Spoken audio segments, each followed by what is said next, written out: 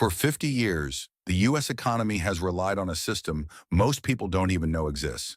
And right now, it's starting to crack. It's the reason the dollar dominates global trade. And why? Despite trillions in debt that should have weakened it years ago, the U.S. is still the financial center of the world. That system has a name, the petrodollar. In 2024, headlines started spreading fast, claiming the petrodollar deal had expired. The truth is more complicated than a single contract ending, but something real is changing. Saudi Arabia is no longer just aligned with the U.S., it's now building leverage with both the U.S. and China. So what happens when the system holding up the dollar starts to shift? Today we're breaking down the real story behind the petrodollar, the $142 billion countermove from Washington, and why this shift could directly affect your money. To understand what's happening now, we have to go back to the 1970s. When the U.S. abandoned the gold standard in 1971, the dollar became a ship without an anchor.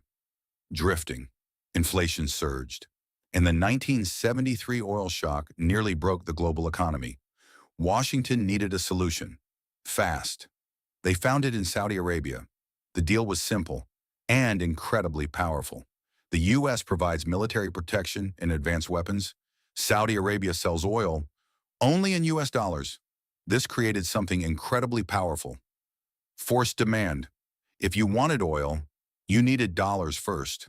That meant every country had to hold U.S. currency, keeping demand artificially high.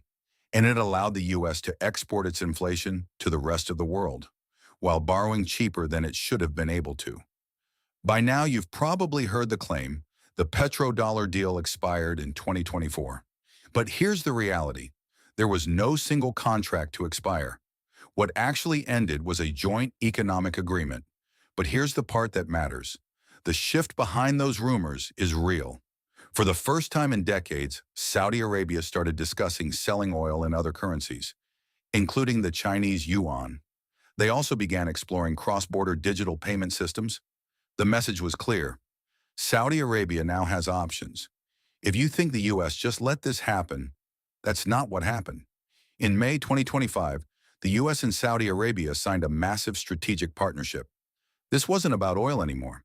It was about control of the future economy, artificial intelligence, critical minerals, advanced defense systems. By tying Saudi Arabia into long-term U.S. technology and security systems, Washington is trying to make the dollar undumpable. At the same time, China is aggressively trying to pull Saudi Arabia toward the yuan. This isn't a collapse, it's a competition. So what does this shift actually change? Not overnight chaos, but a slow shift in how the global system works. This is why central banks are buying gold at record levels, and why interest in alternatives to the dollar is rising. Keeping the dollar dominant may come at a cost, interest rates staying higher for longer, and the real battlefield is already changing. The next version of the petrodollar may not be oil at all. It could be artificial intelligence, energy infrastructure, and control over global systems. The petrodollar didn't collapse in 2024, but it is starting to shift. We're moving from a system of forced demand to one of strategic competition. The U.S. is still in control, but the room is getting crowded. So the real question is, are we betting on the dollar staying dominant or preparing for a world where it isn't? If you want to stay ahead of shifts like this, subscribe to Asset Architect.